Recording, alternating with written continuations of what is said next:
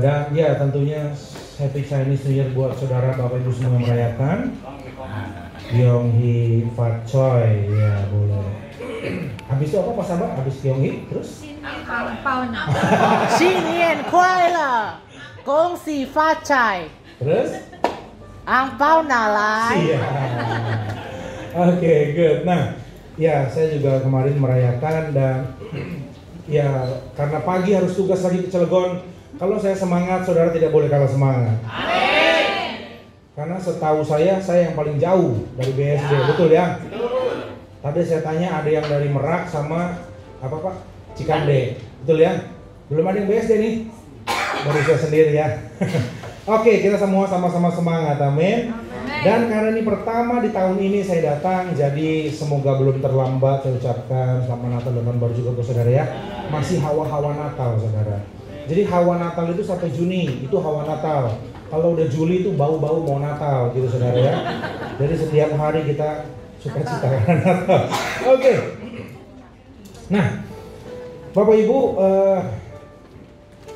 hari ini saya mau bicara mengenai Simeon dan Hana, dua orang pahlawan iman yang cukup jarang dibicarakan di gereja. Tapi Simeon dan Hana punya tempat yang spesial di hati saya karena kisah mereka pendek, Bapak Ibu Saudara, pendek sekali tapi mengajar saya begitu banyak dan apa yang saya pelajari akan saya bagikan buat Bapak Ibu Saudara di tempat ini. Nah, sebelum kita masuk ke situ, tentu setiap kita punya pengalaman pribadi dengan Tuhan yang berbeda-beda, Saudara. Bagaimana kita berjalan sama Tuhan, bagaimana kita meresponi Tuhan, setiap kita punya sejarahnya masing-masing. Nah, namun banyak di antara kita waktu baca kisah di Alkitab, kita sering kali memangkas perjalanan orang-orang hebat yang dipakai Tuhan. Contohnya Musa itu membelah laut, betul ya? Membawa Israel keluar dari Mesir. Jadi kita tuh sering kali waktu baca Alkitab kita memangkas perjalanan mereka dan mengingat hasilnya. Wah, Musa ini luar biasa dipakai Tuhan. Lalu ada Nabi Samuel yang mengurapi Daud, lalu ada Daud yang mengalahkan Goliat. Itu yang kita ingat. Padahal satu persatu orang yang kita sebut tadi, kalau kita pelajari bedah hidupnya, setahun gak habis saudara kita pelajari, betul? Nah, ada juga Paulus yang menulis ayat Alkitab. Jadi Paulus itu yang menulis paling banyak, porsi paling banyak di Perjanjian Baru. Dan dia bukan hanya nulis waktu dia merenung, saudara. Paulus itu banyak menulis waktu dia disiksa. Kalau kita bedah nih Saulus jadi Paulus dan bagaimana kisah hidupnya dia, oh luar biasa. Nah, hari ini kita mau melihat secara dekat, tapi kita mau bedah kisahnya Simeon dan Hana, saudara. Jadi kalau kita lihat sejarah seseorang, bagaimana dia jalan sama Tuhan dari dekat, kita bisa dapat lebih banyak, saudara, daripada sekedar kita melihat hasil yang dia lakukan. Nah, untuk bisa memahami struggle-nya Simeon dan Hana, jadi Simeon sama Hana itu adalah dua orang nabi yang diminta Tuhan untuk mengawal lahirnya Mesias. Nah, tapi untuk kita memahami kisah Simeon dan Hana, saya pengen terlebih dahulu membahas ya, karena waktu saya terbatas. Jadi kita mau sedikit cerita mengenai khotbah di bukit. Saudara kalau baca di Matius, Yesus itu ngajar berpasal-pasal ya kepada kita semua. Misalnya kita bisa belajar bagaimana merespon atau menghandle ketakutan, kecemasan, khawatir. Karena itu semua merupakan emosi yang datang kepada hidup kita yang tujuannya satu, saudara. Jadi fear, anxiety, worry datang dalam hidup kita, tujuan itu satu, yaitu mendistract saudara dan saya dari rencananya Tuhan. Tujuannya cuma satu, memastikan saudara keluar dari rencana Tuhan. Itu tujuannya ketakutan, kecemasan, dan teman-temannya, begitu ya. Nah, sama dengan greedy, dengan lust, hawa nafsu, semua yang saudara tahu ini membahayakan buat kita, itu datang, itu sebuah emosi yang datang untuk membawa saudara keluar dari rencana Tuhan. Nah, contoh lagi berikutnya, Yesus pernah berkata, di mana hartamu berada, di situ hatimu berada. Di sini Tuhan nggak bicara mengenai uang, Tuhan bicara mengenai hati. Jadi baik ketakutan, keserakahan, semua sama-sama bahaya. Ya, sekali lagi tujuannya apa? Mengeluarkan kita dari rencana Tuhan. Nah, jadi caranya iblis bekerja adalah dia akan berusaha membelokkan value saudara. Saudara di gereja diajar, saudara baca firman Tuhan, saudara dapat value, dapat nilai-nilai kerajaan Allah. Jadi caranya iblis bekerja itu dia akan memasukkan emosi yang membuat saudara tuh dibelokin sama dia. Nah, kalau saudara adalah orang yang kuat di dalam Tuhan, sehingga saudara orang yang kudus nih, dibelokin menjadi gak kudus nggak bisa, karena memang saya memilih hidup kudus. Saya mau bekerja sesuai dengan kebenaran firman Tuhan. Jadi disuruh bohong, disuruh nipu nggak mau, disuruh belok nggak mau. Saudara hidup berdasarkan moral yang benar, disuruh melakukan kegiatan immoral, saudara nggak mau. Nah, kalau kita orang-orang yang tidak bisa dibelokkan oleh si jahat, maka yang dilakukan adalah ini saudara. Kalau saudara nggak bisa dibelokin, dia akan dorong saudara sampai saudara offside lewat dari kebenaran firman. Contohnya begini. Bekerja itu baik apa enggak Bapak Ibu? Baik. Berbisnis, bekerja, itu semua baik. Bahkan firman Tuhan bilang kalau nggak kerja jangan makan. Jadi bekerja, berusaha itu baik. Dan kita harus melakukan sebagai pengikut Tuhan ya. Nah, kalau kerjanya benar, hidupnya benar, disuruh berdosa nggak mau, maka kalau nggak usah dibelokin diapain? Dijorokin saudara, didorong. Sehingga apa?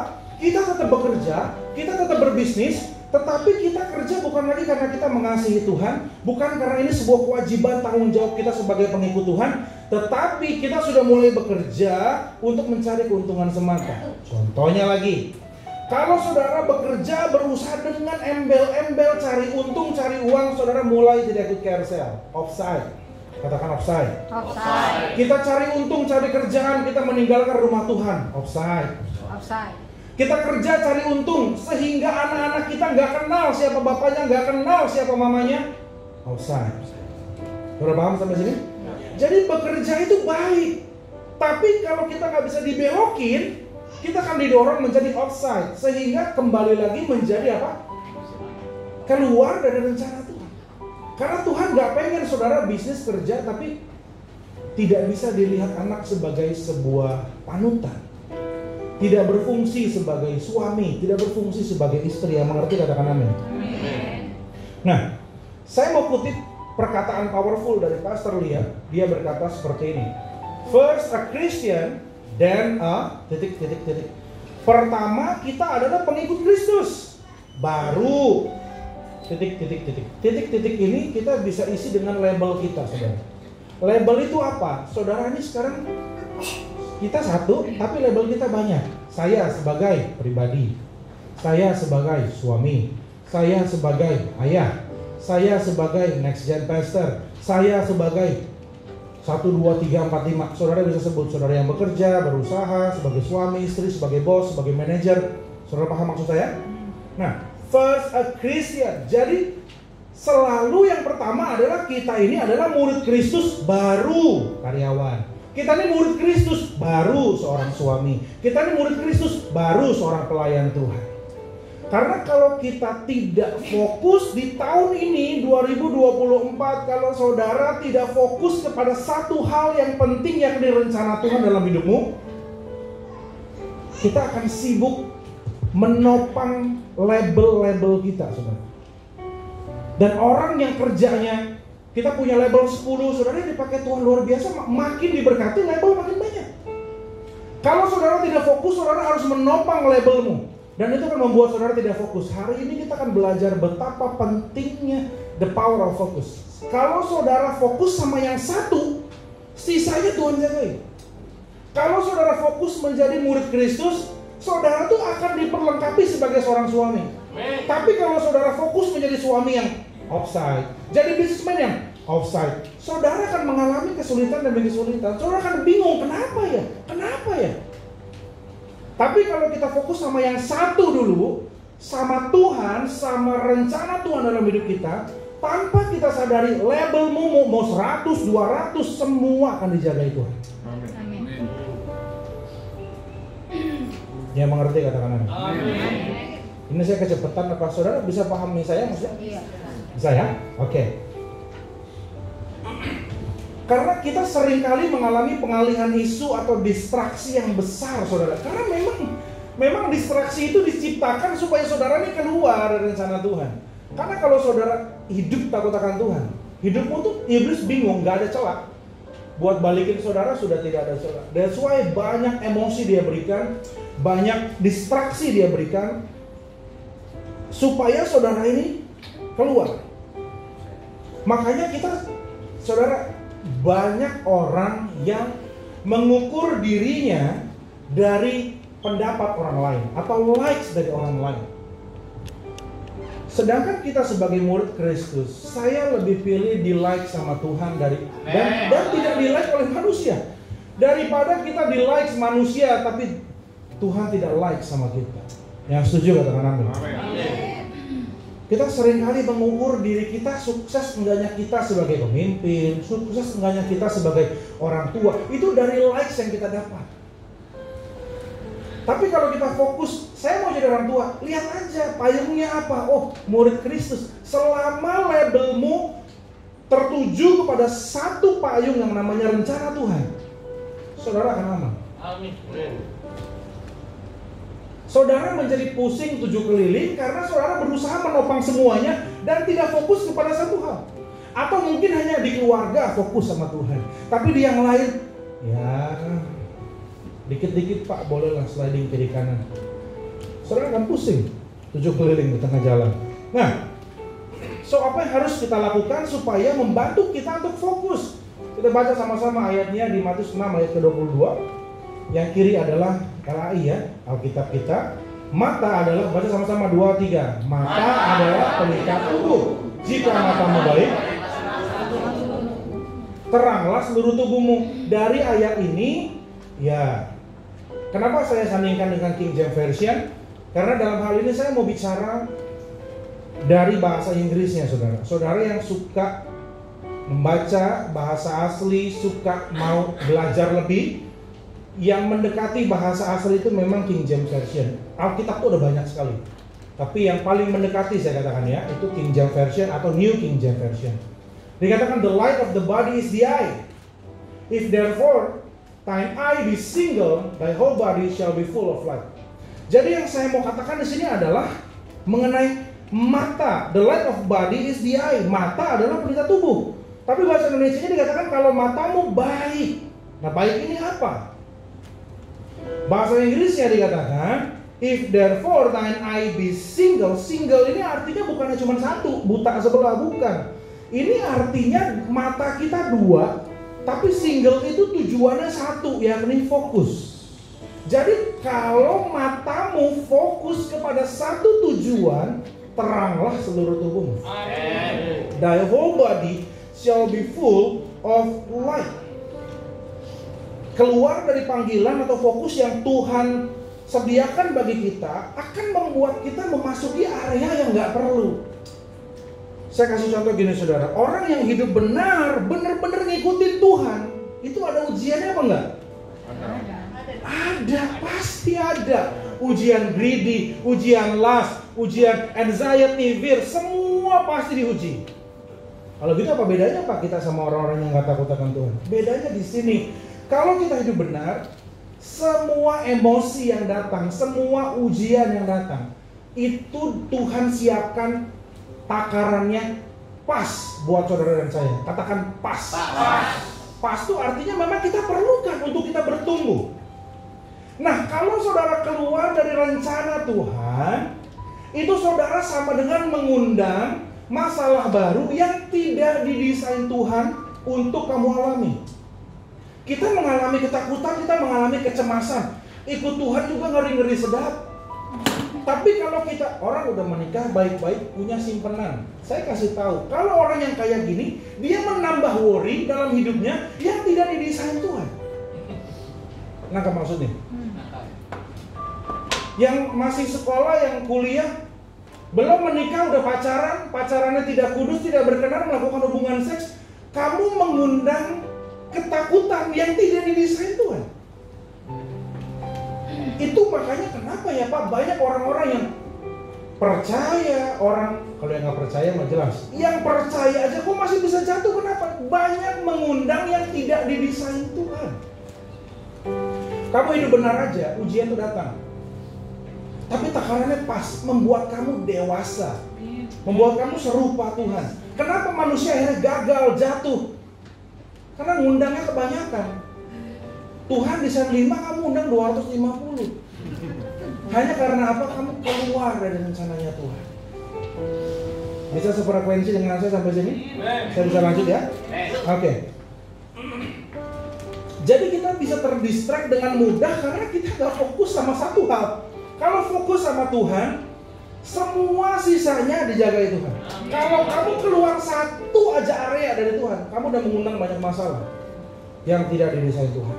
Nah, so jika mata kita tertuju kepada this one thing atau rencana Tuhan, panggilan Tuhan dalam hidup kita, maka semua tenaga, usaha, perhatian kita harus fokus ke sini. Maka kita pasti akan semakin diperlengkapi. Pak, masalahnya Pak, kita kan nggak bisa hidup fokus cuma satu hal. Betul. Seperti yang saya bilang tadi, kita semua punya label. Label kita banyak. Saudara, orang yang dipakai Tuhan luar biasa. Labelmu nggak mungkin cuma satu. Tapi sekali lagi nih yang saya katakan, nggak mungkin cuma satu, tetapi fokusnya harus satu. Dari fokusnya rencana Tuhan, baru kamu tarik ke belakang labelmu apa. First a Christian. Kalaupun kamu seorang 1, 2, 3, 4, 5, saudara bisa sebut labelmu. Pastikan hidupmu seperti murid Kristus. Itu yang saya maksud, fokus kepada the one thing. Labelnya boleh banyak, jangan pulang dari sini semua jadi pendeta. Bukan itu goal saya khotbah. Saya harus fokus sama Tuhan Pak, saya tinggalkan semua pekerjaan. Bukan begitu bos. Lanjutkan kehidupan saudara yang dipercayakan Tuhan, tapi goalnya ini, fokusnya ini satu. Waktu saudara fokus sama satu, saudara tanpa saudara sadari, kau akan diperlengkapi sebagai orang tua. Kau akan diperlengkapi sebagai bos, diperlengkapi sebagai karyawan. Karena kalau kita bisa hidup sesuai dengan kebenaran firman, saudara jangan main-main yang saudara nggak pikir, karena itu Tuhan sediakan. Amin. Nah, maka dari itu saya bangga menjadi bagian dari WTC. Kenapa? Karena kita diajar tuh fokus sama Tuhan. Sisanya adalah bonus. Amin. Kamu kejarlah Tuhan, sisanya tuh bonus. Amin. Justru dengan kita mencari bahagia, mencari ketenaran, mencari uang yang offside, itu yang membuat banyak godaan datang. Saya nggak bilang sekali lagi cari uang salah ya, yang offside. Kita harus cari uang, itu perintah Tuhan. Tapi kita harus lakukan itu karena kita mengasihi Tuhan. Kita dapat tanggung jawab dari Tuhan. Bukannya gara-gara kerja kita meninggalkan Tuhan. Itu artinya tidak fokus kepada panggilan Tuhan. Saya kasih contoh, orang yang sangat fokus, dia adalah Salomo. Salomo, kita tahu kisahnya, bahwa dia itu adalah orang yang minta sama Tuhan supaya diberikan hikmat, betul ya? Saudara tahu nggak, waktu Salomo minta hikmat, dialog sama Tuhan tuh, Tuhan, aku nih mau minta hikmat. Saudara tahu nggak, dialog itu dilakukan pada waktu apa? Apakah pada waktu Salomo berdoa? Apakah pada waktu Salomo merenung? Apakah pada waktu Salomo sedang berpuasa? Jawabannya tidak. Orang yang fokus, perhatikan baik. Orang yang fokus, bahkan lagi tidur pun bisa diberkati Tuhan. Amin. Salomo, jadi pada waktu suatu malam dia mau tidur, dia mendapatkan sebuah mimpi, saudara. Saya jelaskan dulu, mimpi itu sangat subjektif. Mimpi itu, semua orang bisa mimpi. Saudara bisa mimpi, saya bisa mimpi. Dan kita ini punya andil dalam mimpi kita. Maksudnya apa, Pak? Mimpi kita itu tergantung dari value yang kita punya. Kalau orang dari selama dia hidup dia benci Yesus, ya dia kan mimpi bahwa Yesus, saya melihat Yesus tidak ada di surga. Ya bukan Yesus nggak ada di surga, karena kamu udah benci dari awal, kamu mimpinya kayak gitu. Kalau kamu siang dikejar anjing, malam mimpi dikejar anjing, nggak heran saya. Kenapa? Ada andil kita. Kalian ngerti maksudnya? Siang dapat dengar berita maling ditangkap, terus kamu malam mimpi dikejar maling. Itu biasa, ada andil kita dalam mimpi. Sampai sini sepaham ya? Nah, sering kali mimpi kita itu terbentuk dari apa yang kita tabur di dalam hidup kita. Salomo itu sangat sadar bahwa dia butuh Tuhan. Dia sangat sadar, bahkan sampai mau tidur pun dia bawa value itu. Makanya dia tulis di Kidung Agung 5 ayat 2a, dia bilang, aku tidur tetapi hatiku bangun. Kenapa? Karena dia punya kerinduan. Aku mau tidur aja tuh sambil mikir, Tuhan, ini umatmu banyak loh. Bapakku Daud terkenal hebat mimpin umatnya. Lah aku ini gimana, masih muda. Apa yang harus aku lakukan? Aku butuh tuntunan Tuhan. Sehingga Tuhan hadir dalam mimpinya. Dan di dalam mimpi itu terjadi dialog. Tuhan ngomong, Salomo menjawab, dan ini keren banget. Saudara nanti di rumah saudara baca 1 Raja-Raja 3 ayat 4-15. Saudara baca semua. Tapi di sini kita mau baca sebagian. 1 Raja-Raja 3. Saya mau baca ayat 5-9.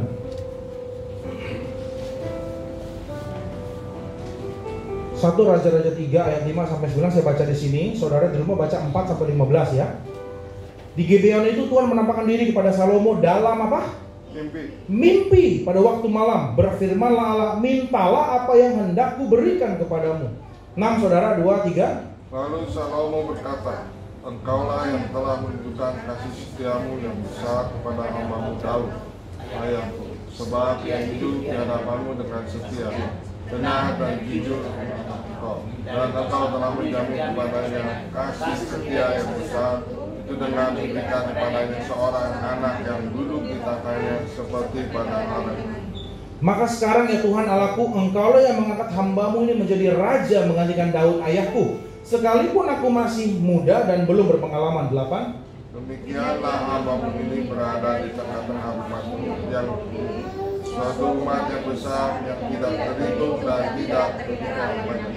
Maka berikanlah kepada hamba-Mu ini hati yang faham. Perhatikan baik. Waktu Tuhan nanya, kamu mau minta apa? Salomo jawabnya ini ayat 9. Berikanlah kepadaku hati yang faham menimbang perkara untuk menghakimi umat-Mu, dengan dapat membedakan antara yang baik dan yang jahat. Sebab siapakah yang sanggup menghakimi umat-Mu yang sangat besar ini? 12 dan 13 saya bacakan.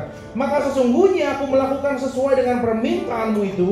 Sesungguhnya aku memberikan kepadamu hati yang penuh hikmat dan pengertian, sehingga sebelum engkau tidak ada seorang pun seperti engkau, sesudah engkau takkan bangkit orang seperti engkau. Jadi Tuhan menjawab doanya Salomo, permintaannya Salomo. Dan lihat ayat 13. Ini yang saya sebut dengan kalau orang fokus, sisanya adalah bonus. Ayat 13. Saudara dibaca 2, 3. Dan juga apa yang tidak kau minta aku berikan kepadamu, baik kekayaan kemuliaan, sehingga sepanjangmu takkan ada seorang pun seperti engkau di antara raja-raja.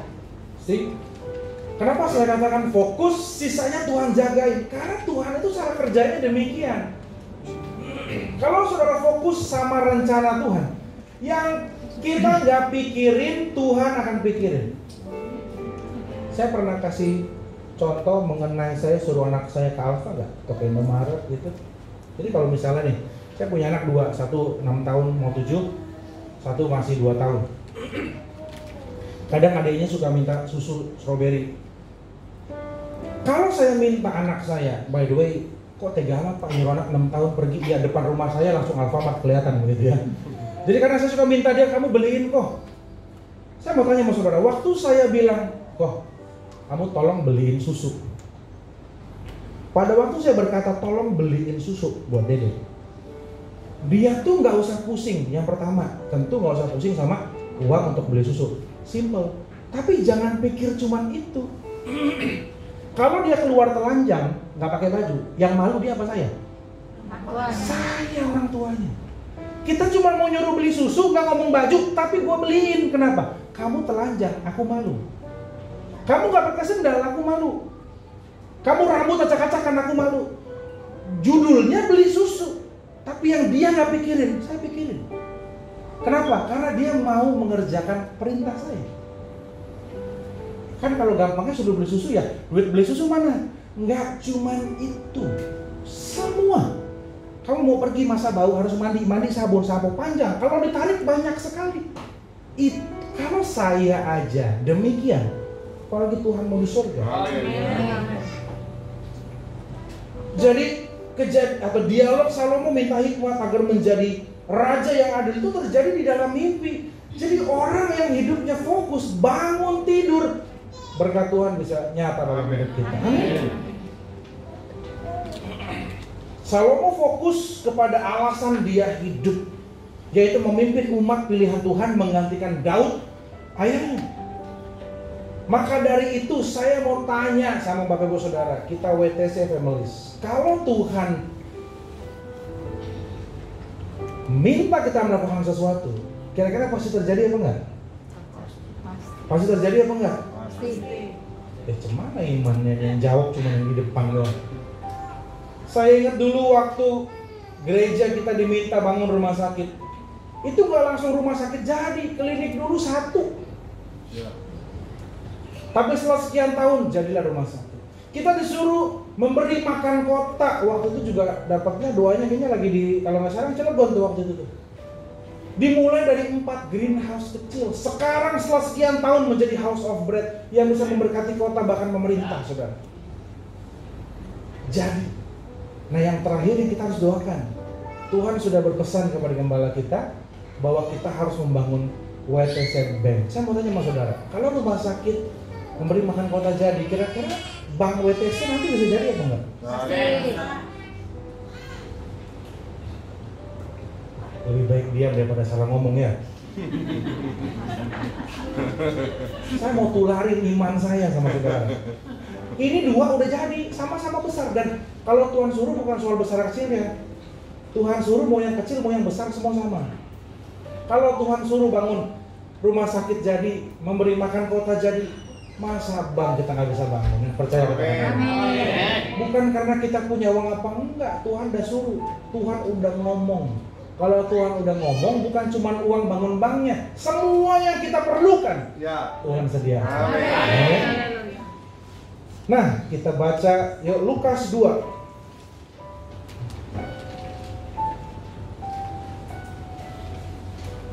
Lukas 2 ayat 25. Saudara, nanti di rumah baca semua kisahnya dari Lukas 2 25 sampai 38. Yang di sini saya baca sebagian ayat 25 sampai 30. WL-nya bisa bantuin saya bacain.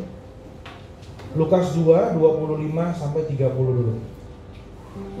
Lukas 2 ayat 25 adalah di Yerusalem seorang bernama Simeon. Ia seorang yang benar dan saleh yang menantikan penghiburan bagi Israel.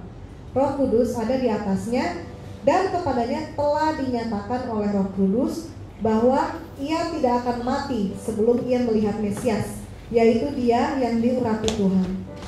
Ia datang ke bait Allah oleh Roh Kudus.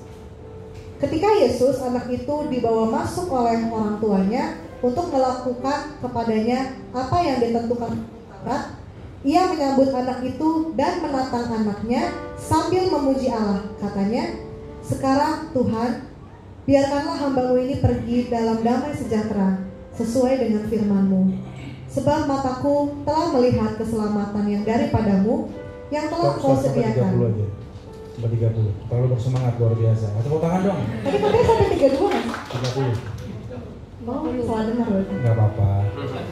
Nah, dari sini kita tahu bahwa ada satu orang bernama Simeon dikasih tugas sama Tuhan. Tugasnya satu, kamu kawal Israel sampai lahir atau sampai hadirnya seorang pembebas, penolong. Ya, saudara sebut dah semua title-nya Tuhan Yesus. Dan di situ Simeon, oke Tuhan, dia berdoa berpuluh-puluh tahun.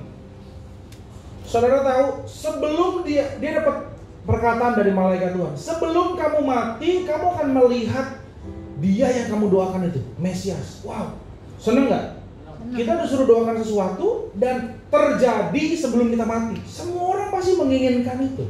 Oke? Nah, terus berikutnya ini Simeon, sekarang Hana. Karena kamu semangat, baca lagi 36 dan 37.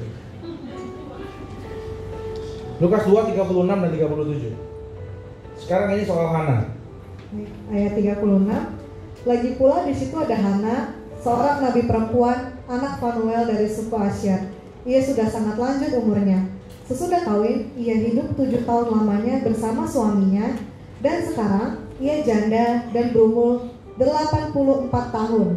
Ia tidak pernah meninggalkan bait Allah dan siang malam beribadah dengan berpuasa dan berdoa. Nah, perhatikan baik. Ini Hana. Dia menikah berapa tahun? 7 tahun lalu suaminya meninggal, dia menyerahkan hidupnya buat Tuhan. Jadi kalau kita lihat rata-rata orang zaman dulu di sana menikah tuh, Maria aja 12-13 tahun. Ini let's say 15 tahun. 7 tahun, 22 tahun.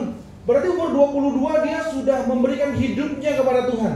Dijawab tahun 84. 60 tahun dia berdoa bagi datangnya Mesias. Jadi dua orang ini, maka saya bilang kisah mereka tuh pendek, singkat, jarang dibahas di gereja, tetapi ini orang berdua punya tempat spesial di hati saya. Kenapa? Satu, mereka bisa mendengar perintah Tuhan, dia mengerjakannya dalam kurun waktu puluhan tahun. Oke?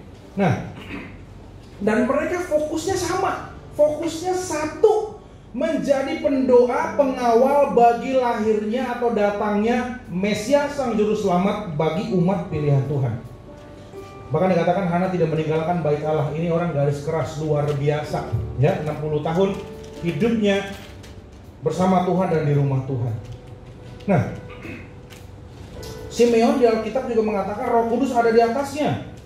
Dan dia mendengar suara Tuhan, dia mendapat janji bahwa dia akan melihat Mesias sebelum mati. Ini pesan saya buat saudara untuk masuk di tahun 2024. The more focused you are on why you are alive, the less it takes to encourage you. Semakin saudara fokus sama panggilanmu yang daripada Tuhan, semakin sedikit hal yang diperlukan untuk mengencourage atau menyemangati saudara. Banyak orang Kristen butuh didukung, butuh dalam artian manja, dalam artian cengeng, butuh ditolong, gak bisa sendiri. Kenapa? Karena fokusnya terlalu banyak, sehingga dia butuh di-encourage kanan, kiri, depan, belakang, atas, bawah. Setiap hari perlu di-encourage. Padahal zaman dulu 60 tahun hidup sendiri menjanda, hidup baik-baik aja saudara. Sekarang doa 2 minggu belum dijawab, udah berani bilang Tuhan kagak ada. Dari senyumnya mewakili. Kenapa banyak orang yang cengeng? Karena terlalu banyak dan luas yang dia perhatikan.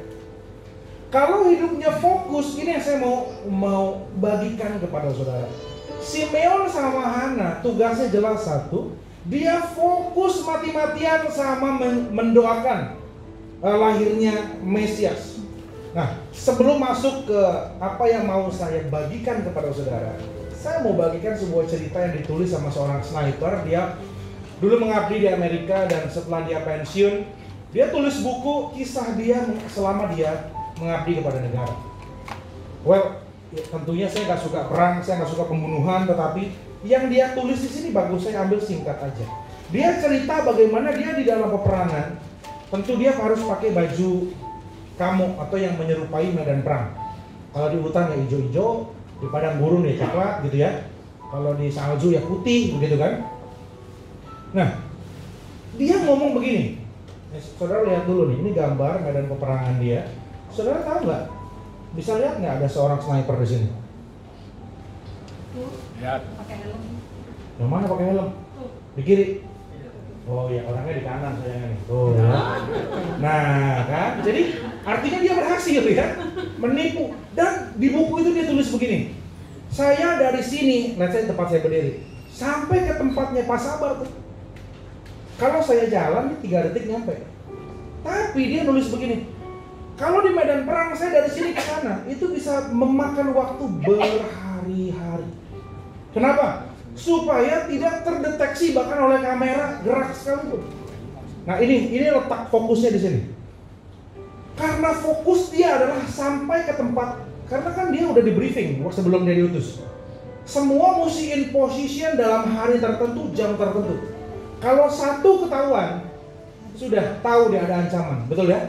Makanya waktu dia sedang tugas cuma ngerangkak pelan-pelan sampai cuma berapa meter, dia tulis, kadang saya digigit oleh binatang, kadang saya kedinginan, Tapi saya, ini karena fokus ya, saya tidak boleh melakukan gerakan yang menyita perhatian. Kenapa? Ya kalau sakit terus dia bangun, dia tepok, hilang sudah nyawanya. Jadi dia bilang, saya harus fokus ke tempat itu. Meskipun sakit, saya diam.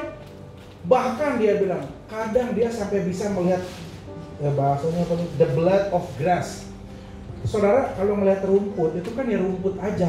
Dia tuh karena berhari-hari mandangin rumput, dia sampai bisa lihat rumput itu ada tajamnya, ada kayak pedangnya, irisan-irisannya. Kenapa? Karena terlalu dekat dan tiap hari dia lihat. Ada sebuah kekuatan di dalam fokus, saudara. Karena dia fokus, semua yang sakit, semua yang pegel encok, dia nggak pusing. Pokoknya saya mau nyampe sana di hari dan jam sekian. Ini yang saya maksud. Orang yang tidak punya fokus, dia akan manja. Waktu digigit nyamuk, kira-kira gimana? Tolong kirim rudal banyak nyamuk di sini. Waktu dia kebelet, waktu dia, saudara bisa bayangkan, kalau orang nggak punya fokus, dia akan manja, butuh di encourage kanan kiri depan belakang. Tapi orang yang fokus, dia dan Tuhan itu lebih daripada cukup. Amin. Nah, ada alasan dan pengertian tentang kenapa saya ada di sini hari ini. Tuhan mau saya melakukan apa tahun ini di Cilegon? Apa yang Tuhan mau saya lakukan di perusahaan ini? Sebagai orang tua, apa goal-goal yang Tuhan mau saya kerjakan? Ini gambaran umum buat saudara dan saya semua. Gambaran umum. Kenapa sih atau alasan kita hidup? Yang pertama alasannya, I am alive to represent Jesus and to bring Him glory. Jadi saudara, sekali lagi, mungkin labelmu karyawan. Ingat, karyawan itu nomor 2. Nomor satunya adalah kita nih pengikut Kristus. Jadi kalau kita jadi karyawan, jadilah karyawan yang merepresentasikan Tuhan dan membawa kemuliaan bagi namanya. Saudara yang menjadi, saudara sebut sekolah, jadi suami, istri, jadi anak, jadi apapun, pastikan di labelmu itu kita merepresentasikan Tuhan dan bawa kemuliaan bagi Dia. Yang setuju katakan amin. Semua yang tidak bersinggungan dengan ini mungkin terlihat baik, mungkin nggak salah, tetapi bisa mendistract kita. That's why hati-hati saudara. Ya, memang banyak yang nggak salah, tapi semua yang tidak sesuai dengan kebenaran firman berpotensi membawa undangan-undangan emosi yang nggak perlu. Undangan-undangan emosi yang Tuhan nggak siapin tapi kita undang. Ketakutan harusnya 3 jadi 120. Something like that. Nah, coba bayangkan jadi Simeon. Sekarang saya mau masuk lebih dalam ke poin yang saya simpan buat saudara. Coba fokus jadi Simeon. Dia udah dapat arahan, kamu nih hidup untuk mendoakan Israel. Let's say Bapak Ibu semua di sini Simeon dan Hana. Ceritanya Tuhan jelas ngomong begini. Hai kamu semua, tugasmu mendoakan Israel sampai datangnya Mesias. Dia mengerti, katakan amin. Oke, aku semua ya. Jadi Simeon sama Hana ceritanya nih. Terus Tuhan bilang begini, tenang, sebelum kamu mati kamu akan lihat Mesias itu. Senang? Nah, pertanyaan saya sekarang, kalau saudara kan udah dikasih Tuhan nih, sebelum saudara mati akan mendapat jawaban doa. Maka saudara, saya mau tanya, jawab jujur. Di dalam hatimu, di dalam pikiranmu, kamu kan mendoakan Mesias yang belum pernah saudara lihat, belum tahu gambarnya kayak apa. Nah, pertanyaan saya, di dalam benakmu, waktu Tuhan berkata datangnya Mesias, dia akan datang seperti apa? Boleh jawab jujur? Yang saudara bisa lihat, ini baru Mesias ini, superhero. Ada lagi jawaban lain? Malaikat. Ini barisan sini selamat udah diwakilin. Ini yang tengah nih. Kira-kira datang, kamu akan melihat Mesias. Wow, penyelamat satu bangsa coy, nggak main-main. Kira-kira kalau dia datang seperti apa? Saya nanya nih. Ya kan? Kalau nanya kan berarti berharap dijawab ya. Doa apa? Raja. Selamat saudara ya, satu ada yang jawab. Sebelah kiri saya. Coba jawab jujur di dalam benakmu, Mesias tuh kayak apa sih? Udah dikasih waktu paling lama. Kira-kira seperti apa? Bisa bawa terbang. Bisa terbang ya, oke lah Bu, saya hargai jawabannya. Terima kasih ya. Tepuk tangan bos sudah jawab. Luar biasa. Nah perhatikan baik, Simeon dan Hana, perhatikan baik. Dia tidak melihat the mighty deliverer. Dia nggak melihat malaikat berpedang. Dia nggak melihat pasukan perang. Dia nggak melihat seorang yang kaya raya bisa terbang dan bisa nempel di tembok ya Bu. Tetapi dia melihat seorang bayi yang tanda kutip nggak bisa ngapa-ngapain. Ini anak bayi. Ini bayi. Kenapa dia bisa yakin bayi ini adalah Mesias? Kamu bisa bayangkan itu nggak? Kenapa dia yakin bayi ini adalah Mesias? Sedangkan kita mungkin berpikir datangnya harus wow, megah dan meriah. Betul apa betul? Betul. Saya ulang kembali. If you live for the one thing, sebuah panggilan dari Tuhan, it doesn't take a lot to encourage you. Kenapa Simeon sampai bilang tadi di ayat yang ke berapa tuh? 30 kayaknya. Oh 29. Sekarang Tuhan biarkanlah hamba-Mu ini pergi dalam damai, sesuai dengan firman-Mu, sebab mataku telah melihat. Jadi gini, Tuhan tugasku udah selesai ya. Berarti dia lihat bayi Yesus sebagai Mesias. Pertanyaannya, kenapa bayi kecil dianggap Mesias? Jawabannya simpel, karena dia tuh fokus. Kalau Bapak Ibu fokus, hal kecil sedikit pun bisa jadi tanda dari Tuhan. Ya. Kalau saudara kebanyakan yang dikerjain, kalau kebanyakan kerjaan dari Tuhan sih puji Tuhan. Ini fokusnya satu, kerjaannya 9, satunya dari Tuhan, 9-nya bukan dari Tuhan yang kita kerjain. Itu sangat mendistract saudara daripada Tuhan. Makanya mungkin saudara bisa begini, aku udah doa 2 tahun belum ada jawaban. Mungkin bukan belum dijawab, tapi kamu miss tanda dari Tuhan. Ya. Kenapa? Karena Tuhan kalau menjawab doamu tidak selalu dengan cara wah, megah, dan meriah. Amin. Ini dia merenung apa dia nggak ngerti sih? Dia merenung atau dia... Tapi saudara bisa tangkap maksud saya? Iya. Kita bisa satu frekuensi nih ya. Saya lanjut nih ya. Iya. Dari sini kita belajar Tuhan tidak selalu datang dengan kereta kuda dan pasukan malaikat. Tidak selalu. Kenapa saya minta saudara fokus 2024? Supaya jangan kita kehilangan setiap tanda dari Tuhan. Amin. Dua orang ini menyentuh hati saya, Simeon dan Hana. Perhatikan baik, ini semua orang di sana tahu ada seorang bayi lahir, tapi yang melihat bayi tersebut sebagai Mesias hanya segelintir orang. Yesus lahir satu kota tahu, tapi yang sadar ini Mesias ya cuma yang fokus. Siapa aja? Ya Simeon, Hana, ya Maria, ya Yusuf, ya nabi-nabi Tuhan yang hidup pada zaman itu.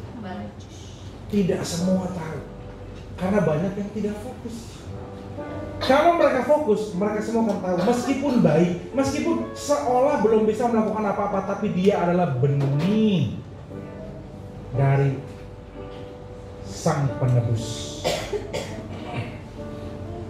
So saya mau ajak saudara merenungkan apa alasan saudara hidup, di mana saudara, mengapa saudara ada di sini.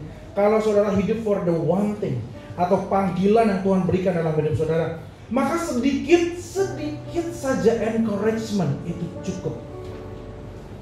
Kalau Simeon gak fokus, disuruh Tuhan datang ke bait Allah, lahir bayi, terus mana dia bisa miss tuh? Mana di belakang kali? Gak ada malaikatnya, mata gue ngantuk apa gimana? Dia miss. Tapi karena dia fokus, dia tahu sekecil apapun sign-nya. Saudara, saya mau kasih lihat Elia. Elia itu dia disuruh Tuhan, ini lucu ya. Elia disuruh Tuhan menubuatkan kekeringan terjadi. Elia juga yang disuruh Tuhan menubuatkan hujan turun gitu ya. Memang kalau disuruh Tuhan buat manusia kadang nggak masuk akal. Intinya setelah mengalami kekeringan, Elia disuruh Tuhan berdoa hujan turun. Pada waktu dia berdoa hujan turun, saudara, jangan pikir berdoa itu sekedar berdoa. Ini orang di pundaknya nih, satu bangsa nih, mati apa hidup. Karena nggak ada hujan, celaka saudara. Alkitab berkata dia menaruh kepalanya di tengah lututnya. Ini orang doa bertalu-talu, berdoa yang menantikan janji Tuhan. Bukan berdoa yang Tuhan, makasih pagi ini aku diberkati. Bukan kelas begitu saudara. Ini kelas menantikan janjinya Tuhan. Dan pada waktu dia berdoa bertalu-talu, Alkitab mencatat 6 kali dia bertanya sama ajudannya, dan ajudannya menjawab, belum ada. Gimana, udah mendung belum? Jawaban ajudannya apa? Belum. 6 kali dijawab belum. Saya waktu baca ayat ini, saya bertanya sama Tuhan, kenapa kudu nanya orang? Kalau dibohongin, kenapa sih nggak lihat sendiri? Dan Tuhan jawab saya begini, kadang kalau kita sedang mengeram, mendoakan sesuatu, janji Tuhan yang belum tergenapi, lebih baik saudara nggak lihat itu belum dijawab Tuhan. Karena kalau kita lihat dengan mata kepala kita dan belum dijawab Tuhan, itu seringkali menurunkan iman kita sebagai pendoa. That's why dia nanya sama ajudannya, oh gitu Tuhan. Karena saudara bayangin, kenapa ada orang yang bilang begini, udah 2 tahun saya doa apa belum dijawab-jawab. See? Dia mengukur, emang kalau udah 2 tahun dijawab? Ada yang 2 hari doa dijawab, ada yang belum doa dikasih Tuhan, ada yang nih anak 60 tahun baru dijawab. Pesannya apa? Nggak usah mikirin, nggak usah ngitungin. Tuhan, aku udah puasa 7 tahun, disuruh Tuhan apa kagak? Aku udah berdoa sekian puluh tahun belum ada jawaban. Kalau itu dari Tuhan, tetap kerjakan. Dan jangan dihitung. Kalau dihitung, menurunkan iman. Elia 6 kali belum dijawab. Begitu yang ke-7, ini yang buat saya tuh cinta saya sama mereka itu. Waktu ajudannya yang ke-7, coba lihat, udah mendung belum, mau hujan nggak? Ajudannya bilang apa? Ada awan sekepal tangan, setelapak tangan. Itu kecil banget. Warga Cilegon, saya mau tanya, saudara bilang mau hujan apa enggak tuh kalau ada satu awan titik di tengah-tengah panas atau mendung total? Mendung total. Kalau cuma satu nih, setitik, nyasar awannya nih. Orang terang benderang begini, betul gak? Tapi Elia karena dia fokus, satu awan sekepal tangan. Jawaban Elia, aduh bikin saya nangis. Jawaban Elia apa? Ada awan nih sekepal tangan. Jawaban Elia apa? Let's run, it is about to rain. Ayo lari, cari tempat berteduh, hujan yang besar akan datang. Ngelihat awan sekepal tangan, dia bilang hujan besar akan datang. Orang yang tidak fokus nggak akan ngerti sign ini dari Tuhan. Kalau saudara mau 2024 mengalami Tuhan sepenuhnya, saudara nggak bisa punya banyak agenda. Taruh agendamu di bawah satu payung rencana Tuhan dalam hidup. Luar biasa ya. Hanya melihat awan sekepal tangan, dia tahu ini sign. Itu buat saya gila nih orang. Karena kalau kita yang nggak fokus, mana ada ngaco, satu awan sekepal tangan, hujan besar dari mana ceritanya? Let's run, it is about to rain. Itu yang membuat saya, imannya kok bisa begini ya? Biasa. Nah, saya harus singkat nih karena sudah tinggal 6 menit waktu saya. Nah, jadi kalau kita tidak fokus kepada satu hal, kita bisa kehilangan benih. Mungkin Tuhan nggak kasih langsung pohon yang besar. Tuhan kalau kasih kita tuh benih, memang perumpamaan Tuhan selalu pohon yang besar. Tapi pada faktanya kita dipercayakan Tuhan selalu dari yang kecil, dari benih. Nah kalau kita nggak fokus, saudara miss. That's why saya katakan, mungkin bukannya doamu belum dijawab, udah dijawab berkali-kali, kita nggak ngeh itu dari Tuhan. Kita biarkan benih itu, tidak kita urus, tidak kita rawat. Sekali lagi saya ingatkan, Tuhan tidak selalu datang dengan megah dan meriah. Yang melihat Yesus sebagai pembebas dan penyelamat hanya segelintir orang. And the best way to be encouraged is to be all in. Nggak ada cara lain. Singkirkan semua yang saudara pikir baik dan benar. Semua yang saudara mau kerjakan tahun ini, boleh saudara kerjakan, tapi di bawah satu payung. Agendanya Tuhan. Kalau nggak sesuai dengan agenda Tuhan, buang. Kalau sesuai, kerjain. Yang setuju katakan amin. Karena dari sana saudara akan melihat, saudara akan mendengar. Saudara, kita ini God listeners. Saudara kalau hidup takut akan Tuhan, kuping kita tuh seharusnya peka sama suara Tuhan. Tapi kenapa kadang-kadang kurang peka? Ya karena terlalu banyak yang dikerjain. Mungkin ya, ini saya mungkin ya. Mungkin saudara menantikan sesuatu. Saudara cuma datang ke kafe mungkin ya. Terus denger lagu, mungkin denger lagu rohani. Cuman satu kalimat mungkin bisa menjadi jawaban tuh buat orang yang berdoa. Kita nggak tahu. Mungkin cuma dengar satu kesaksian yang simpel, saudara mendapat sebuah teguhan. Seperti Elia letakkan sekepal tangan gitu loh. Seperti Simeon yang melihat bayi Yesus. Kalau kita fokus, kita nggak perlu tunggu yang wah untuk melakukan sesuatu, saudara. Amin. We are God listeners. Kita hidup dengan satu alasan, kita hidup dengan satu tujuan. Dan kehidupan kita harus dipengaruhi dengan satu tujuan tersebut. Saya berdoa, saudara adalah orang-orang yang siap berjalan di 2024. Amin. Kalau ada janji Tuhan yang belum tergenapi, jangan berhenti berdoa. Kalau saudara tahu itu dari Tuhan, jangan berhenti berdoa. Dan jangan menghitung. Sudah 10 tahun saya terus. Keep praying. Kalau saudara tahu itu dari Tuhan. Kalau saudara, maka saya bilang, lihat. Kalau nggak sesuai, jangan diterusin. Kalau sesuai, dengan setia kita kerjakan. Jangan fokus sama terlalu banyak hal sehingga lupa sama apa yang Tuhan katakan. Mari kita renungkan, fokus kepada satu tujuan. Tuhan, semua yang kita kerjakan harus berpusat kepada Dia. Semua label saudara harus di bawah payungnya Tuhan. Amin. First a Christian, dan saudara titik-titik isi sendiri ya. Dan saya sudah selesai, saya yakin akan ada banyak kesaksian tahun ini dari saudara. Amin. Amin. Bagaimana yang saudara selama ini pikir belum terjawab, tapi sudah dijawab Tuhan. Amin. Saya coba berdiri, kita berdoa. Bapak, terima kasih Tuhan untuk kebenaran firman-Mu siang hari ini. Tuhan, kami yakin sesuatu yang besar akan terjadi di tempat ini. Yang besar akan terjadi di Cilegon. Melalui setiap kami di tempat ini. Terima kasih Tuhan, Engkau mau melibatkan kami. Engkau bisa sendiri, tapi Engkau selalu mau melibatkan kami. Dan kami bersyukur untuk hal itu. Tuhan melibatkan kami di dalam agenda besarnya Tuhan. Terima kasih. Karena itu Tuhan, kami mau fokuskan 2024 dengan satu tujuan yang daripada Tuhan. Tuhan bicara sama kami apa yang harus kami lakukan. Dan Bapak, ampuni kami kalau seringkali kami terdistract, baik secara sengaja maupun tidak sengaja. Mungkin kami mengalami peperangan di hati kami, di pikiran kami. Ada banyak godaan asing yang Tuhan gak siapkan, tapi kami undang datang. Kami mau minta ampun Bapak. Berikan kami kebenaran-Mu yang membuat alasan atau menjadikan alasan kami hidup dengan tujuan yang datang daripada Tuhan. Tuhan, penuhi kami, lawat kami, dan kami siap melewati 2024 karena Tuhan sudah ada di sana. Kami siap memasuki tahun-tahun ke depan karena kami belajar setiap tahun agenda kami mengikuti agendanya Tuhan. Terima kasih Bapa. Kami kembalikan setiap pujian kemuliaan bagi nama-Mu. Di dalam nama Tuhan Yesus kita yang diberkati Tuhan. Semua sama-sama kita katakan amin. Amin. Kita semua diberkati oleh firman Tuhan hari ini.